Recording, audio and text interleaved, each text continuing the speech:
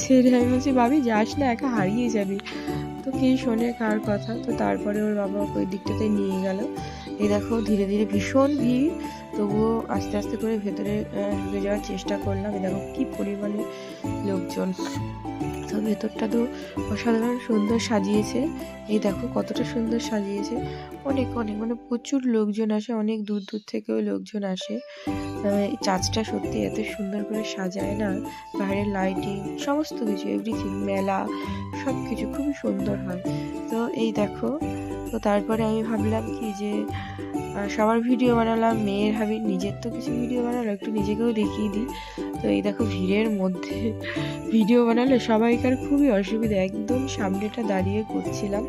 তো দেখো বন্ধুরা, সবাই জানিও আমাকে কেমন লাগছে। ক্রিসমাস ডে বলে কথা, একটু সাজুগুজু করার চেষ্টা করেছিলাম। তো এই দেখো ভেতরের লোকজন বিরক্ত হচ্ছিল।